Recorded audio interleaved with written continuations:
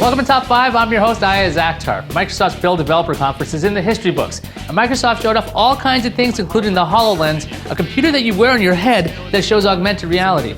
Now, over the years, the company's gotten a lot of flack by people saying that Microsoft is behind the times and is always trying to catch up.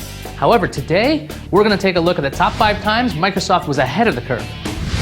At number 5 is Rover and Bob and Clippy. Now, before you start throwing garbage at your screen because I mentioned Clippy, let's talk about it. Way back when Microsoft introduced Microsoft Bob, a new operating system designed to make computing easier, it also introduced a virtual assistant.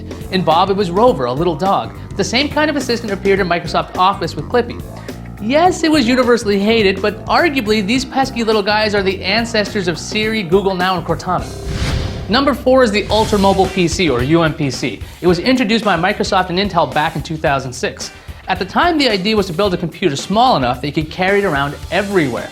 The only problem with these things was battery life, not so great touchscreens, and they really weren't ultra mobile. Oh, and they were expensive. So I guess the UMPC had a lot of problems. Fast forward to today, where people are regularly using pocket-friendly computers to do a number of tasks that used to require a real computer.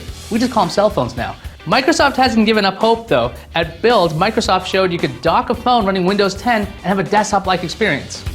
Number 3, one of my favorites, Spot watches. They were introduced way back in 2004. Now, in case you don't remember these, you'd buy a special watch from a company like Fossil or Swatch that could display data like news, weather, and stocks. Microsoft used FM radio to send data wirelessly to your wrist. You have to pay a yearly fee of up to $60 or so. There were even plans to use Spot, which stood for Smart Personal Object Technology, in appliances like coffee makers.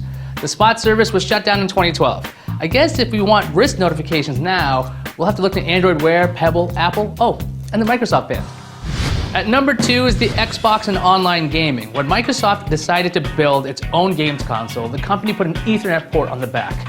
According to an in-depth feature at Polygon, the inclusion of the port was very controversial because dial-up was still around, and this was around the year 1999, so broadband wasn't as prevalent as it is now. However, we know how this whole thing panned out. Online console gaming on the Xbox wouldn't work as well without a broadband connection. The other half of the equation is Xbox Live, a way for gamers to play against other Xbox Live members. Without the Xbox, we probably wouldn't have such connected consoles. And at number 1 is the tablet. Way back in 2001, Microsoft introduced the tablet PC. It was a full-fledged computer that had a number of form factors, including the slate. Each of the tablets had a touchscreen, although you'd usually have to interact with it using an included stylus. It ran a specialized version of Windows called Windows XP Tablet PC Edition. Some of the machines were a little bulky, and the pen interface didn't exactly work well compared to using a mouse. Tablet PCs weren't really successful. That is until 2010 with the introduction of the Apple iPad, which led to a whole new slew of Android and Windows tablets over time. Timing is everything in life. Microsoft has executed some really wild ideas over the years. Virtual personal assistants, smartwatches, tablets. Microsoft tried it just a bit too early. If you think I was too hard on Microsoft or too lenient, let me know. I'm at Ayaz on Twitter. For more top 5s like this, check out top5.cnet.com. Thank you for watching.